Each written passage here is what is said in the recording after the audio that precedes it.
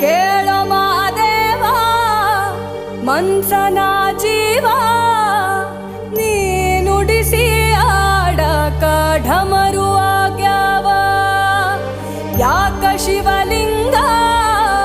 ನಡೆಸುತ್ತಿ ಹಿಂಗ ಏನೇನೂ ಇಲ್ಲಯ್ಯ ನಮ್ಮ ಕೈಯಾಗ ಎಡವಿಸಿ ತಾಳ ಉರುಳಿಸಿ ದಾಳ ನಡೆಸಿದಿ